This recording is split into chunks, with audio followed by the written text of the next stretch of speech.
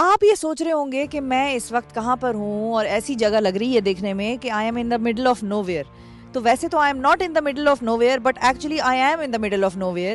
یہ جگہ یہاں پر کوئی آتا جاتا نہیں تھا اس طرح سے, یہاں پر بڑی کوئی آبادی نہیں ہے, لیکن یہاں پر ایک چیز ضرور ہے جو بنی ہے اور جو اپنا جو امپیکٹ ہے وہ جنریٹ کر رہی ہے, لوگوں کی زندگیاں بدل رہی ہے. کون سی جگہ پر میں ہوں اور کیسے یہ زندگیاں بدل رہی ہے آپ کو وزٹ کراتے ہیں.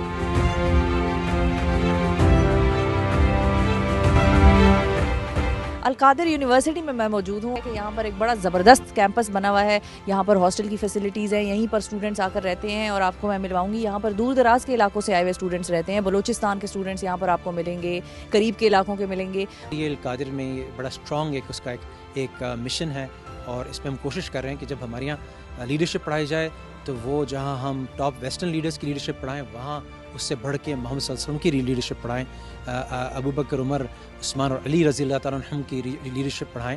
سو سلطان صلاح الدین ایوبی اور سلطان محمد فاتح کی لیڈرشپ پڑھائیں.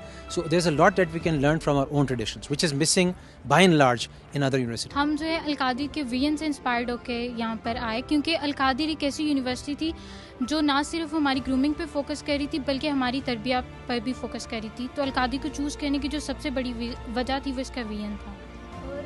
کیونکہ میں بلوچ فیملی سے تعلق رکھتی ہوں تو میرے لیے بہت مشکل تھا کہ میں کسی ایسے ادارے میں جاؤں جہاں پہ کافی زیادہ اوپن ماحول ہو. تو میں بھی یہی چاہتی تھی کہ اسلامک یونیورسٹی میں میرا ایڈمیشن ہو, تو یہ اسلامک تھی, اس کا وی این بھی پڑھا تو بس پھر اسی لیے یہاں پہ ایڈمیشن لیا. میں ہمیشہ سے کسی ایسے انسٹیٹیوٹ میں جانا چاہتی تھی جہاں پہ میں دنیاوی تعلیم کے ساتھ ساتھ دینی تعلیم بھی سیکھی. کہ انٹرنیشنل اسکالرز بھی یہاں آتے ہیں اور القادر یونیورسٹی کو وزٹ کرتے ہیں. میرے ساتھ ڈاکٹر کامل العبودی موجود ہیں جو کہ مصر سے آئے ہیں اور الازہر سے ان کا تعلق ہے. السلام علیکم. وعلیکم السلام ورحمۃ اللہ وبرکاتہ. So what is that one thing that Pakistan and Pakistani institutions should learn and should implement which is practiced in Al-Azhar? Only one thing, and it had been stated by Sheikh Al-Azhar, Sheikh Ahmad Al-Tayyib.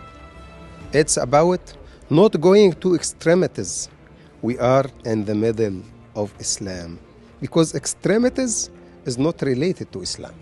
Islam is a way of life.